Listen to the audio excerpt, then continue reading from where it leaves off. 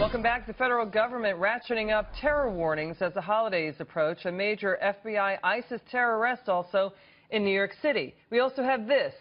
An envelope somehow exploded in Philadelphia.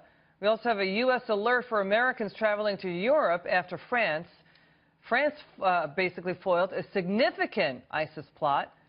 Again, terror worries are in a heightened state right now. It's one of the busiest travel days of the year. Let's take this to the former U.S. ambassador to the UN.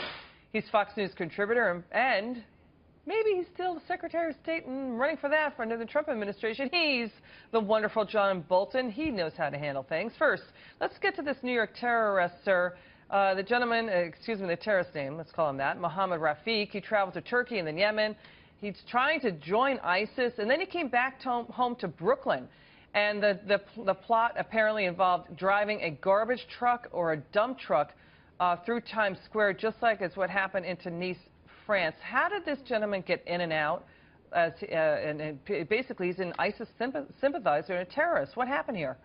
Well, I think it shows that our vetting procedures, even in the United States, are inadequate. We don't have adequate ways of tracing some of these people. I think it's the investigators who were able to come up with this potential plot deserve a lot of credit for it. And I think it shows that the possibility of terrorist acts in this country remain very real. Now, you can imagine if the tragedy had occurred, I could easily see this being the kind of person designated as a lone wolf, hard to explain, no connection with radical Islam.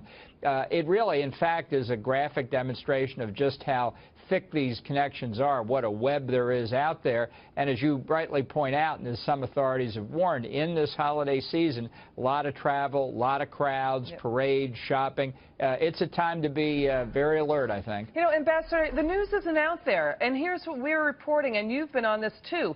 Europe, we've got terrorist officials in the Netherlands saying ISIS is telling their terrorists, don't come to Iraq, don't come to Syria, stay in Europe. Stay in Europe because we may need you to activate the sleeper cells to do attacks. And they could be coming into the United States. Do you agree with the incoming Trump administration to shut down immigration and refugees from countries that harbor terrorists?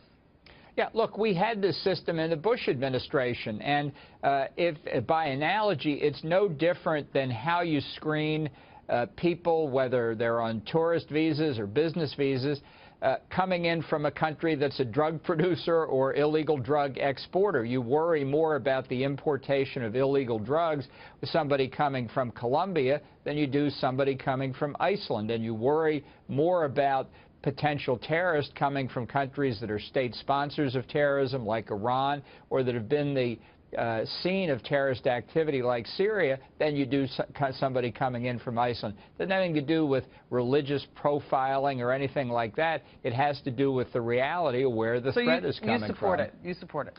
Yeah.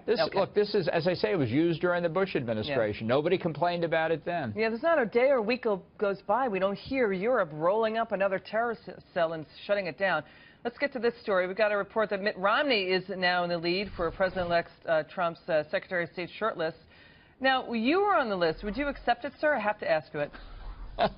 Well, as I've said, I'm sort of old school about this, so I don't really comment on it or press reports. I mean, I know press reports, wherever they are always accurate, but I think it's better to let it pass. All right. Thank you, Ambassador.